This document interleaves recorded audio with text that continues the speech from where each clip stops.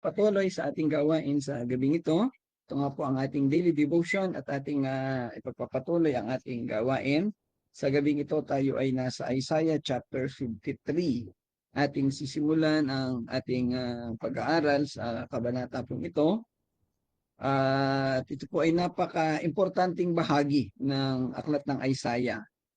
At ito ay naglalaman ng mga propesiya hinggil sa buhay, sa ministeryo, at sa mga sitwasyon na mangyayari sa Panginoong Hesus habang siya ay gumaganap ng kaniyang itinalagang kaloob o gawain sa Panginoon.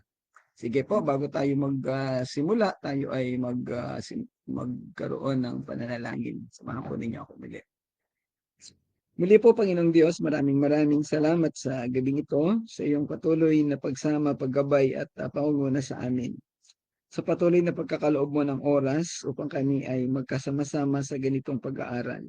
Patuloy mo kaming samahan at gabayan, Panginoon. Patuloy mo kaming bigyan ng karunungan at bukas na puso at isip upang maunawaan ng mga bagay na aming tatalakayin. Pinagkakatiwala ko sa iyo lahat ito, Panginoon, maging ang sitwasyon ng iba't ibang kasama namin sa iba't ibang lugar. Ko po ang mangusap at patuloy na magpaalala sa kanila sa kahalagahan ng pag-aaral na ito. Salamat po, Amang Diyos. Ito po dalangin namin sa pangalan ng Panginoong Hesus. Amen. Okay, so magandang gabi, Carla. So, dito si Carla ngayon at maaga siya nag-join. Ayan. Ang layo ng bahay ni Carla kaya nag-online na lang siya. Saan punta? Okay, so kasama ko nga po dito sa church ang ating sisipag na mga makaawit. Ayan, si Ate Alma, si Sam, si Princess at si Abby ay lumabas pansamantala. Ayan, okay. So, atin pong pasisimulan sa gabing ito nga ang pagtalakay sa chapter 53 ng Isaiah.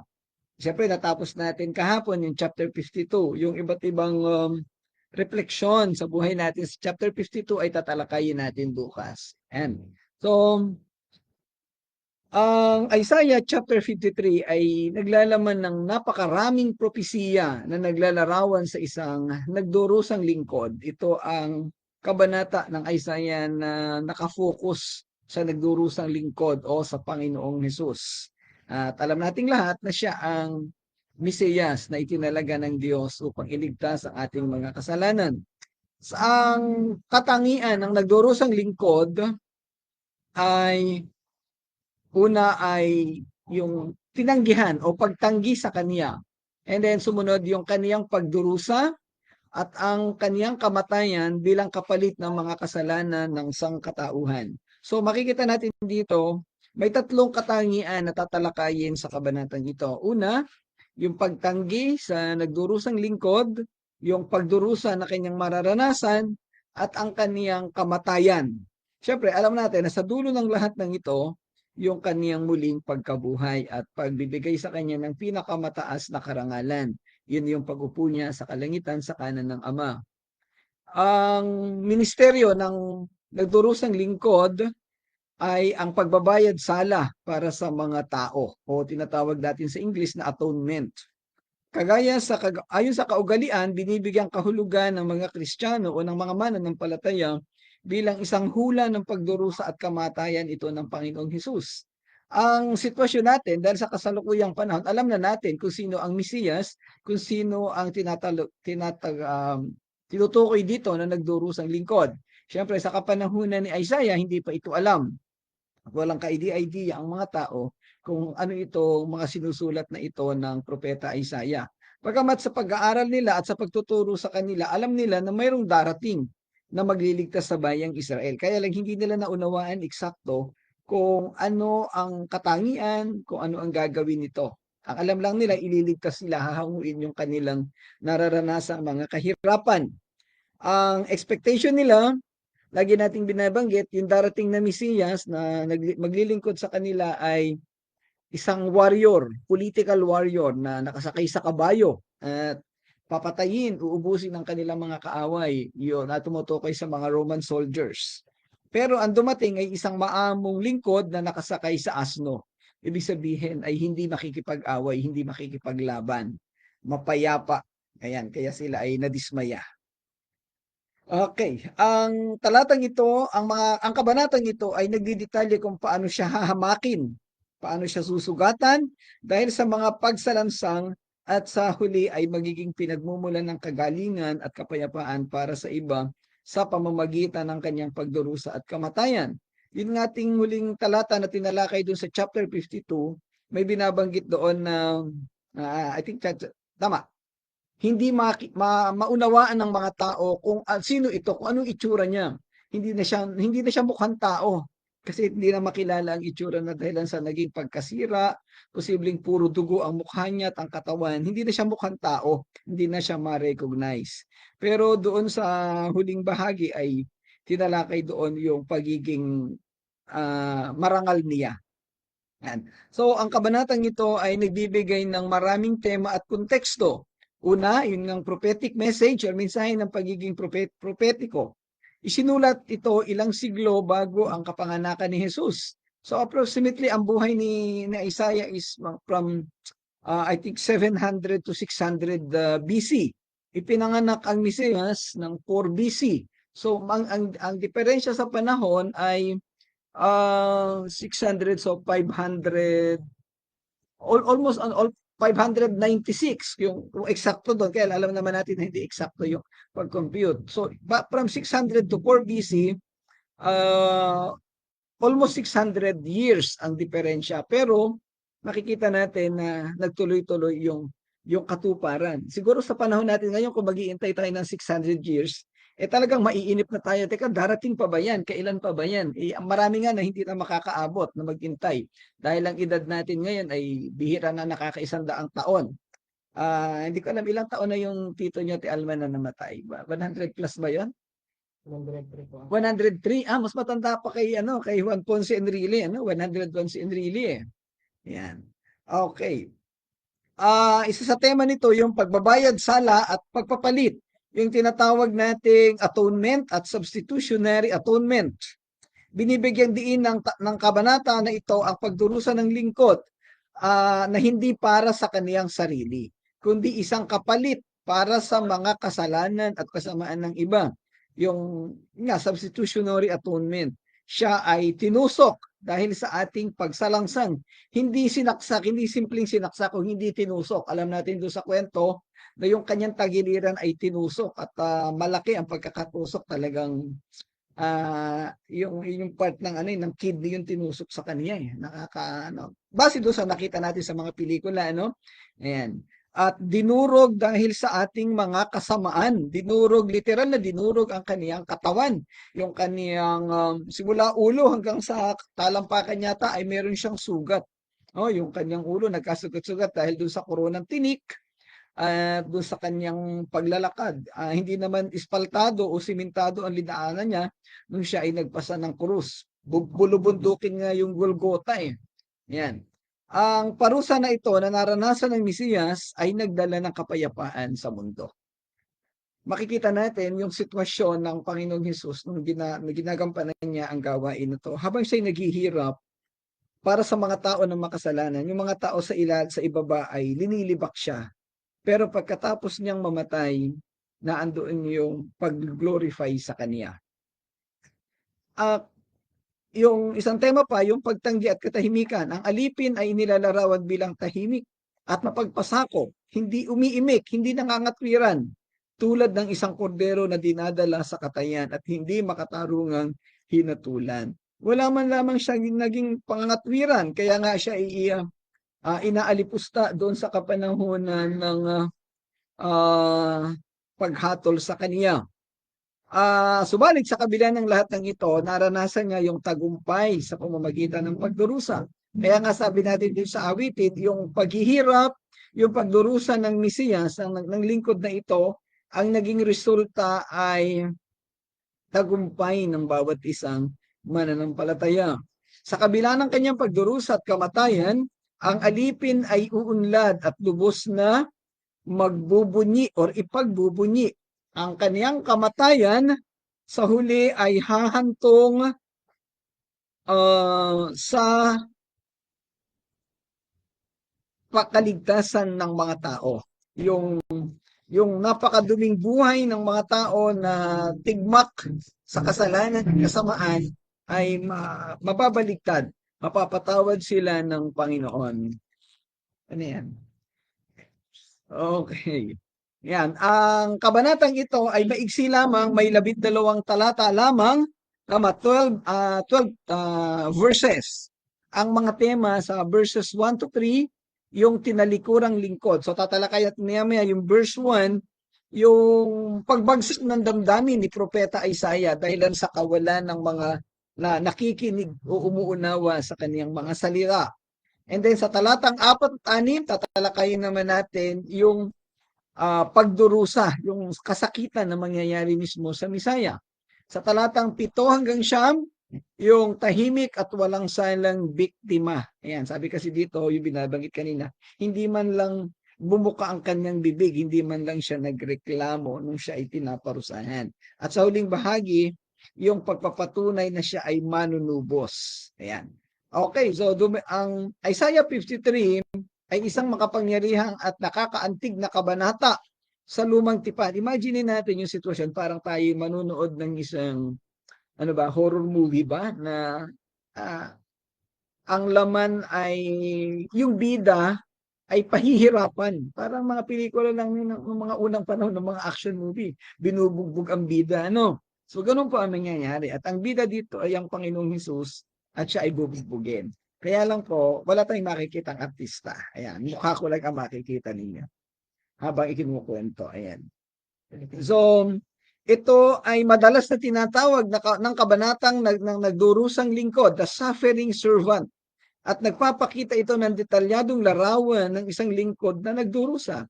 Tinatanggihan ng kaniyang bayan, ngunit sa huli ay tinubos sila. Pag ang tao ay tinanggihan o pag may mga taong umalipusta sa iyo, normally ang mararamdaman mo, galit no? Gusto mong gumante. Pero ang Panginoong Hesus, matapos sa panahon ng ito, ng pag-alipusta sa kanya, sa dulo ay tinubos niya ang mga tao na ito. Napakagandang larawan. Ano po? Recently, yan, babanggitin ko po, si Ate Alma ay nakaranas ng mabigat na sitwasyon dito sa lugar ng church. Sila po ay inapi. Ayan, to the point na, syempre napakasakit ng damdamin. Hindi ko may kukwento yung buong detalye, pero paano ko ba sasabihin yon? Inaway, pinagtulong-tulungan yung kaniyang anak na bata. Tapos, wala namang kasalanan yung bata, pero bandang huli, yung nang-away pa ang matatapang. Parang ganun. Si Ate Ann, may gusto niyang sumugod. Siguro kung may Armalite lang ito sa bahay, pinagbabaril na. No? Pero hindi po eh. Alam niyo po, nangibabaw yung pagiging mananampalataya, yung kababaang loob. At umiyak na lang po siya sa Panginoon. Ayan po.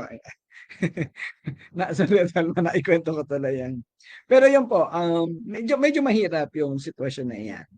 Okay, so hindi ko nababanggitin ng kumpleto yung mga introduction ng chapter 53. Unti-unti po ay matatalakay natin yan habang tayo nagpapatuloy sa ating pag-aaral. Yan, okay, sabi ni Pastor Nanding, salamat. Ang parusa at pagdurusa ng Panginoon ay tagumpay ng mga lingkod ng kaniyang pinili. Totoo po yun eh. Kaya tayo may pagkakataon ngayon na nag-aaral, natututo, meron tayong tiyaga, kaya kayo mayroong galing sa pagkanta, ito'y galing sa Panginoong Hesus. Ibinigay niya yan. At hindi natin mararamdaman yung talento na yan kung hindi namatay ang Panginoong Hesus. Kasi kung hindi siya namatay, hindi tayo magkakaroon ng pananampalataya na ganito. Kaya napaka-importante na lagi nating maalala ang pagpapakahirap ng Panginoong Hesus. Kaya doon sa ating communion, lagi nating sinasabi, ay gawin ninyo ito bilang pag-alala sa Kanya. At yun naman ang Kanya ipinagbilid sa Biblia.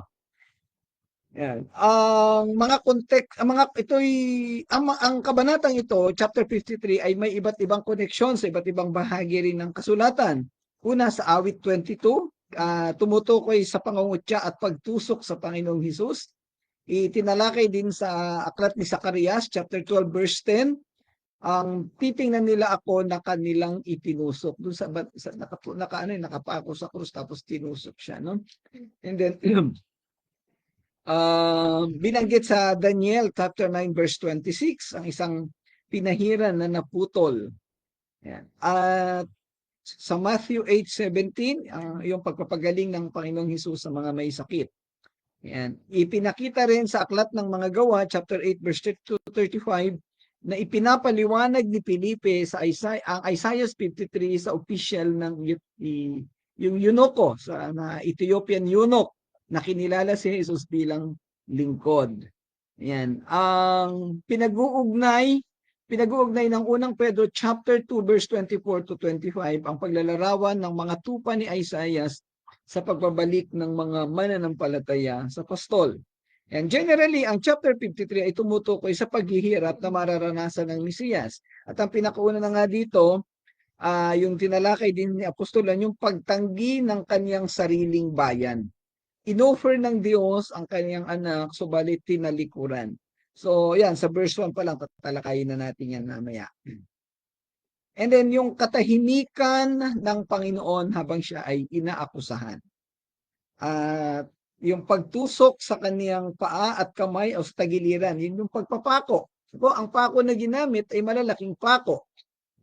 Ang paglilibing kay Jose ng Arimathea, libingan ng isang mayamang lalaki. Ang pagkabuhay na maguli at ang mga mahabang araw, ang pagkapatuloy sa pamamagitan ng mga gawa. Naalala ko kasi magpapasko ngayon, at isa sa pinag-uusapan natin dito, yung ihinandog kay Jesus Christ ng mga pantas, yung mira.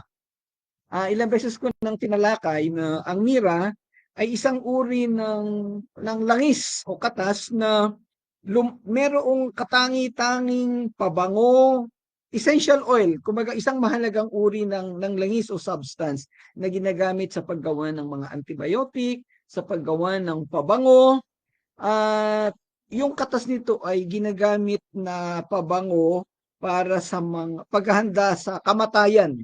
So natalakay natin dati na yung mga babaeng Hudyo ay nag-iipon ng pabango simula sa kanilang pagkaisip. Kasi pag mamamatay na sila, ipapaligo sa katawan nila yung pabango. Ang isa sa ingredient ng pabango na yun, yung mira. Ngayon, ang mira ay galing sa balat ng isang katawan, isang balat ng puno. Dinidikdik yung balat na yan para lumabas yung katas. At yung katas na iyon, yung katas na iyon ang nagiging essential oil na ginagamit na ingredient sa iba't ibang gamit. Ngayon, yung katas na yun, essential oil, ay lumalabas matapos siyang dikdikin, pahirapan, o masaktan yung balat. Ngayon, ito'y naglalarawan sa buhay ng Panginoong Hesus. Yung pagbibigay sa kanya ng regalo na mira, ito'y sumisimbolo na pagdating ng panahon, ang kanyang katawan ay didikdikin at sa katawan na to lalabas ang kanyang dugo. At yung dugo na yan ang magiging elemento para sa pagkakaroon ng magandang sitwasyon ng mga tao na makikipag-ugnay sa kanya o mananampalataya sa kanya. So doon pa lang, yung tatlong regalo kay Jesus nung siya ipanganak, yung frankincense, ano yung isa pa? Gold at saka yung mira, may simbolismo ito, meron siyang ibig sabihin. So tatalakayin natin yan ng mas mahigpit pa. Doon sa Revelation, may isang simbahan na kung tawagin ay Smyrna. Ang karakteristik ng Smyrna is the persecuted church. Okay, so ugnay-ugnay po yan eh. Kaya talagang hindi ka malilito sa pag-aaral ng Biblia. Okay, so punta tayo sa verse 1. Mabilis lang ang pag-aaral natin ngayong gabing ito. Pero nawa ay makita, maunawaan ng bawat isa ang nilalaman. Ayan, nandiyan na pala si Pastor Claude. Magandang gabi, Pastor. Okay, so ang verse 1, ang sabi dito, sumagot ang mga tao. Sino ang maniniwala sa ibinabalita naming ito? Kanino mo ipinakita ang iyong kapangyarihan? Yan. Ang talatang ito ay nagpapahayag ng napakabigat na damdamin o sitwasyon ng propeta. sa tila kawalan ng resulta ng kanyang mga pagpapagal at paglilingkod sa Panginoon. Sa kawalan ng tiwala at paniniwala ng mga tao sa mensahe na kanilang itinuturo. Sa mga biyaya na pinagkaloob ng Panginoon sa mga tao na nabuhay sa pagkakasala at pagsuway. Ang mensahe ay para sa kapakinabangan ng mga tao, subalit binabaliwala ng mga tao. Hindi nila pinaniniwalaan ang mga salitang ito na ibinalita ng kaniyang mga lingkod. Kaya doon napakabigat ng damdamin, sino ang maniniwala sa ibinabalita namin ito? Para bagang nagpagod ang mga propeta, ang mga apostol, o mga pastor, subalit walang sino man na nakinig sa kanya. Ito ay laganap sa ating kapanahunan ngayon. Ang kawalan ng paniniwala ng mga tao sa mensahe ng Diyos na nagdadala ng biyaya ng kaligtasan sa mga tao. Ang tanging tanong, kailan kaya magiging maayos ang sitwasyon? Kaya nga, nung ginagawa ko itong explanation, naalala ko na naman yung paborito kong kanta, How Long, O Lord? Kailan ba magaganap itong ating hinihingi na kaayusan at kapayapaan? For example, sa Pilipinas, kahapon natutuwa ako dun sa dinidiscuss ni Dr. Lichon dating advisor ng DOH. Hindi lechon na baboy, lechon. Sorry, mali ang pagkabigkas ko.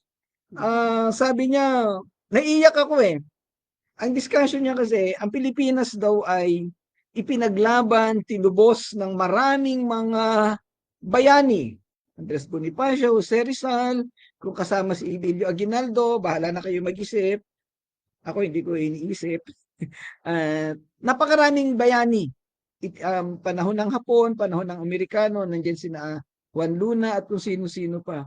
Kaso sa kasalukuyang panahon, parang nababaliwala na yung naging paghihirap ng mga bayani natin dahil ang term nga ni Dr. Liachon ay nasasalaula ang bayan natin. Masyado nang sinira ng pagiging sakim ng mga tao. Yan. Ang eksaktong mabigat na damdamin ng propeta Isaiah sa talatang ito ay ramdam na ramdam ng isang pastor na makakabasa nito. Sa haba ng panahon ng paglilingkod sa Panginoon, okay lang sana kung bandang huli marirealize mo na mali naman yung tinuturo mo. So okay lang na hindi ka paniwalaan, hindi ka igalang, pero alam mo naman na tama at para sa kanila yung tinuturo mo. Pero ang totoo, iilan lang ang tumutugon at naniniwala o nagtatangkilik. Ang ibang tumugon minsan ay nagdududa pa. Now, sa sitwasyon ni Propeta Isaiah, kung meron kayong Bible, basahin niyo sa chapter, kung hindi ako nagkakamali, ay chapter 6, verse 8 and 9. Yan. Ngayon, pag nakita mo yung verse 8 and verse 9, sabihin mo, teka muna Isaiah, bakit ka nagre-reklamo? Pagkatawag pa lang sa'yo, alam mo na hindi, walang maniniwala sa'yo. Yan. So, sino bang may Bible dyan? Wala akong... Isaiah chapter 6. Magandang kita natin ito kasi ito ay kaugnay ng chapter 6. Kaugnay nito. Kasi sabi doon, sino yung maniniwala sa amin? Pero sabi sa chapter 6 verse 8, ito yung kakatawag at narinig ko ang tinig ni Yahweh na nagsasabi, sino ang aking ipadadala? Sino ang magpapahayag para sa atin? Yan. Sumagot ako, ang sumagot si Isaiah, narito po ako ang inyong isugo. At sinabi niya, humayo ka at sabihin mo sa mga tao. Ito na. Makinig man kayo ng makinig, ay hindi kayo makakaunawa. Tumingin man kayo ng tumingin, ay hindi kayo makakakita. Papurulin mo ang kanilang kaisipan, kanilang pandinig, iyo ring takpan, bulagin mo sila upang hindi makakita, upang sila hindi makarinig, hindi makakita at hindi makaunawa, kundi baka magbalik loob sila at sila ipagalingin ko pa. Ayan. Kaya doon sa verse 11, ito yung, dito ibinasa yung kanta, hanggang kailan po Panginoon? Hanggang ang mga lunsod ay mawasak at mawala ng tao. Hanggang sa wala ng nakatira sa mga tahanan at ang lupain ay matiwangwang. So ito na yung kasaysayan ng Israel. Ngayon, yung hinanakit, yung bigat ng damdamin ni Propeta Isaiah, ay dito nakabase. Kasi Siya ay nagpropesiya, siya ay nangaral, siya ay nagmalasakit sa mga tao, pero naramdaman niya na parang walang kwenta ang kanyang ginagawa. Hindi nagkaroon ng bearing sa mga tao, walang narinig pero binaliwala. Kaya napaka bigat ng damdamin ni Propeta Isaiah sa pagsulat niya nitong bahaging ito. Ito ay sumasalamin sa panaghoy ng propeta dahil sa laganap na kawalan ng paniniwala ng mga tao sa mensahe ng propeta na tumutukoy sa kaligtasan o doon sa pagpapakasakit na gagawin ng Mesiyas. Sa kasaysayan, ang mensahe ng mga propeta ay madalas na sinasalubong ng pag-aalinlangan at pagtanggi. Yan. Gaya ng makikita sa buong lumang tipan, si Jeremias ay ganoon din. Si Ezekiel, naranasan niya rin ang mga ganong bagay. Ang mensaheng ito ay tumutukoy sa propesiya ng paghahayag tungkol sa naghihirap na lingkod, isang temang sentro ng Isaiah 53. So dito nakita natin na yung tema na nagdurusang lingkod, si Isaiah mismo naranasan niya yung pagdurusa. Kaya kung tayo ay pastor o lingkod ng Panginoon, sa kasalukuyang panahon, asahan na natin na mararanasan din natin ang mga pagdurusa. Yan. Sa aklat ng Ebanghelyo, yung Mateo, Marcos, Lucas at Juan, mababasa din natin doon yung mga naging pagtanggi ng mga tao sa Panginoong Hesus. At sa kasalukuyang panahon, maraming mga pastor na tinatalikuran, binabastos ng mga tao sa loob at sa labas ng simbahan. Sa King James may binabanggit doon at kanino nahayag ang bisig ng Panginoon. Sa Magandang Balita, Biblia, ang ginamit na salita ay kanino mo ipinakita ang iyong kapangyarihan. Ang bisig ng Panginoon na binabanggit sa King James ay sumisimbolo sa kapangyarihan at interbensyon ng Diyos sa kasaysayan ng tao. Yung pakikialam ng Diyos sa kasaysayan ng tao na kadalasang iniuugnay sa pagpapalaya at kaligtasan, kagaya na nangyari doon sa mga Israelita sa paglaya sa Ehipto at yung dito nga sa Babylonia. Sa konteksto ng Isaiah, itinuturo nito ang banal na aksyon sa pagsasakatuparan ng pagtubo sa pamamagitan ng naghihirap na lingkod. Ang paghahayag ng kapangyarihan ng Diyos ay mapili, kadalasang nakatago mula sa mga bulag na espiritual o matigas na mga puso. Ayan, binasa natin ay Isaiah chapter 6 verses 9 to 10. Ang paglilingkod sa Panginoon ay kinapapalooban ng tiyaga, ng pasensya, ng tunay na pagmamahal at pagmamalasakit. Kung wala tayo nitong mga katangian na to, susuko tayo. Kaya maraming mga pastor na nabu-burn out. Nasusunog ang tiyaga at umaalis sa paglilingkod. At least si Pastor Nanding ay nakatapos siya sa kaniyang panahon, 50 years, nakasurvive siya at naandun siya ngayon sa sitwasyon na ano na siya magpapahinga na siya at pwede na siyang magsulit sa Panginoon. Okay. Sige. Si Jimmy de la Peña. Kumusta, Jimmy? Okay. Bisita tayo sa gabing ito. Okay. Sa bagong tipan ay, yun nga, ipinahayag natunghayan natin ang mga sitwasyon ng mga apostol at sitwasyon ng Panginoong Hesus. Simula bukas, sa discipleship, hindi ko alam kung maaabot natin, makikita natin, hindi ko alam kung nabasa na ninyo ang aklat ng mga gawa, pero makikita natin doon kung anong mga naging karanasan ng mga apostol sa kanilang paglilingkod. Paano sila pinagtangkaang patayin, paano sila tinalikuran ng mga tao na sumisimbolo rin sa naging karanasan ng Panginoong Hesus. Si Timoteo, nabanggit ko na dito sa church kung paano siya namatay, siya ay binato hanggang sa mamatay dahil sa kanyang paglaban sa mga maling sistema ng mga taga-Epeso sa kanilang pagsamba kay Artemis. Okay, muli ang talatang ito ay humahamon sa ating lahat na tayo ay magkaroon ng paniniwala. Kasi yung tanong doon, sino ang naniniwala sa aming mensahe? pwede kong ilagay ang sarili ko sa sitwasyon ni Isaiah na naghahayag ng mensahe sa mga Israelita. Sino ang maniniwala sa aming mensahe? Lalo na sa kasalukuyang panahon, ano nyo po, ay palagay ko, alam ito ni Pastor Nanding o kung sinong pastor. Parang ang hirap ng paniwalaan ng mga pastor. May mga pastor po tayo na nandun sa kongreso na ang isa doon ay kasama sa listahan na inilabas ni Zaldico na nakinabang sa corrupted money, sa kinurakot na pera. At dinidiscuss ko to sa inyo noon. Siya ay taga Santa Ana. Isa lang po yung sikat na pastor sa Santa Ana, Manila. So alam niyo na po kung sino yon. Hindi ko alam kung alam ito ni Pastor Nanding. Yan. So nakakalungkot po dahil pastor supposed to be ay magkakalat ng salita ng Panginoon doon sa kongreso o sa gobyerno, pero iba ang kanyang ginagawa. At kilala na siya ng lahat ng mga pastor. At marami na pong hindi natutuwa sa kanyang mga ginagawa. Nakakalungkot po dahil malaking simbahan ang kanyang pinapangunahan. Sabi ko nung isang araw, walang magagawa kung patalsikin man natin si BBM eh. Kung may kasalanan man siya, hindi yun ang solusyon eh. Ang solusyon ay magkaroon ng totoong mga mananampalataya sa gobyerno, presidenteng Kristiyanong totoo, vice president at mga cabinet secretary na ang tawag dito na mananampalataya, mga congressman at mga senador at mga opisyal ng gobyerno na mananampalataya. Kaya para masolusyonan ang ating problema sa lipunan.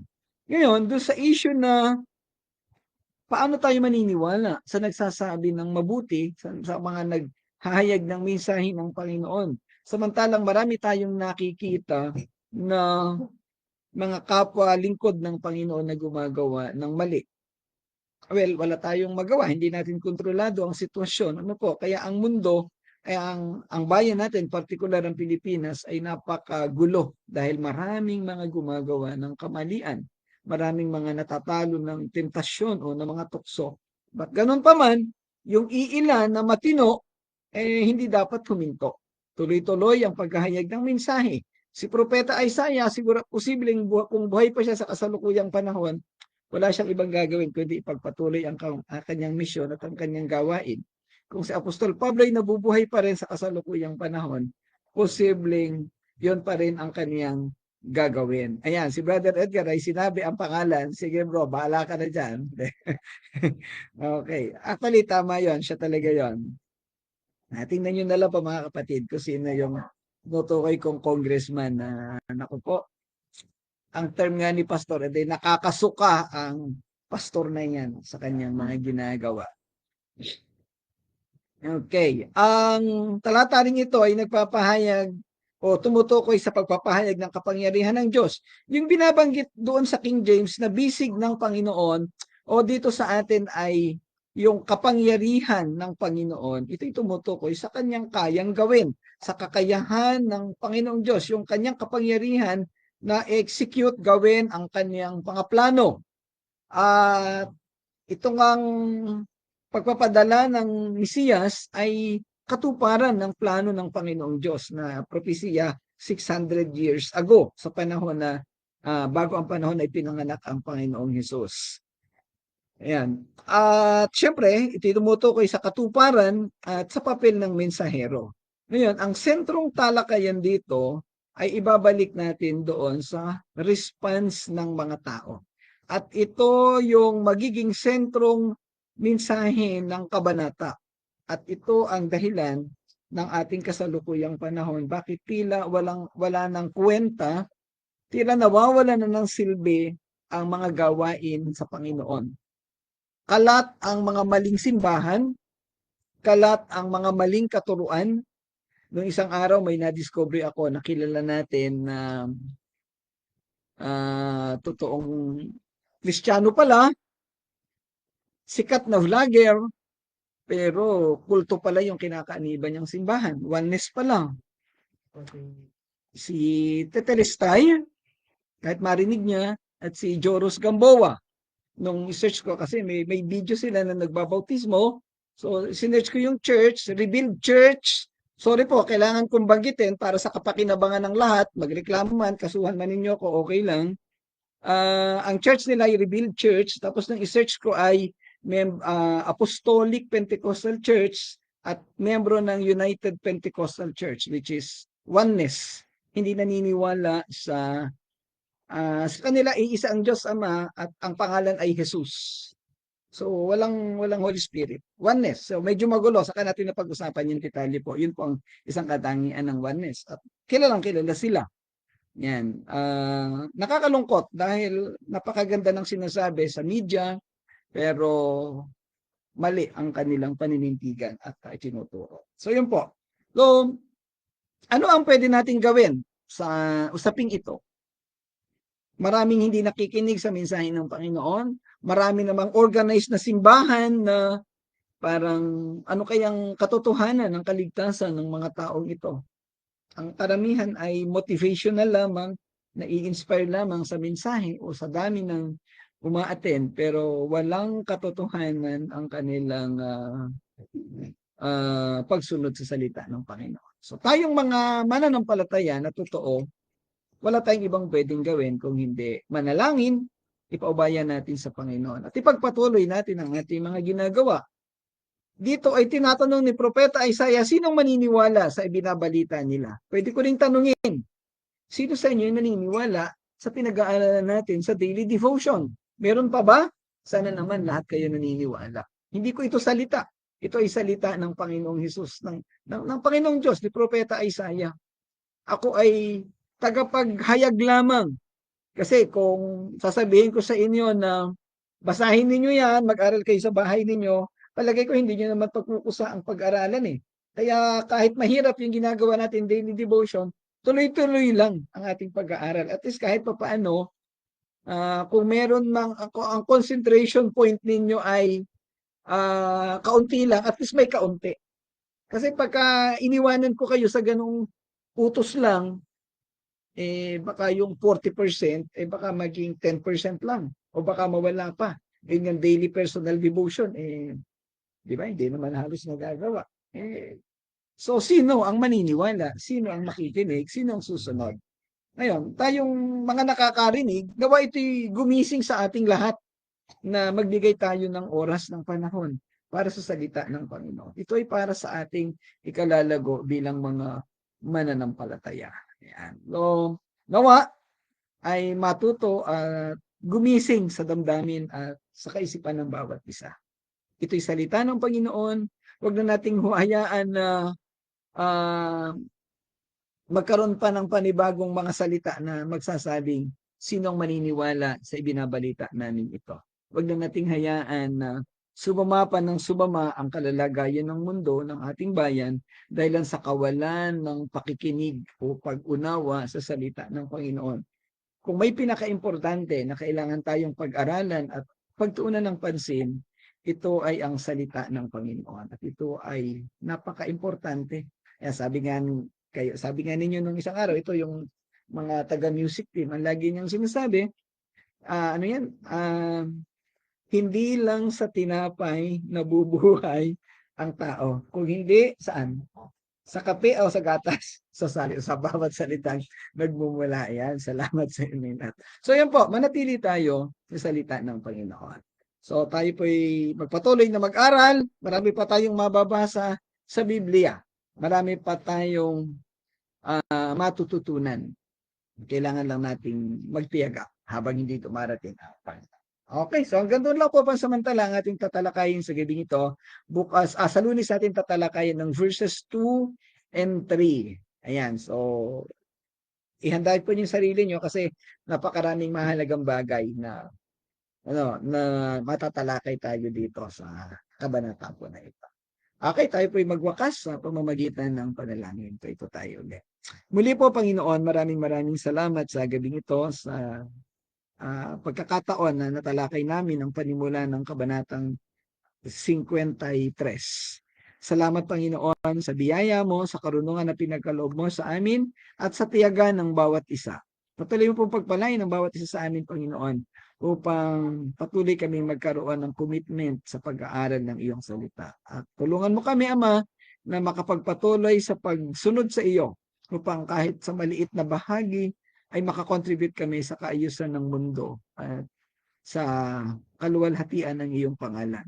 Pagpalain mo kaming lahat, Panginoon, lalo na mga kasama namin sa online. Salamat po, Amang Diyos. Ito po'y dalangin namin sa pangalan ng Panginoong Hesus. Amen. Okay, so salamat po muli, mga kapatid, sa mga tao sa inyo na sumama. Siyempre si Pastor Claude, meron tayo si Pastor Nanding, si Jel. Ayan, si Jel. Magandang gabi, Jel. Salamat sa iyong pag-join. Sino pa ba nandito? Ayan. Ayan. Si Jimmy. Kumusta, Jimmy? Salamat sa pagsama. Araw-araw, mag-join ka lagi.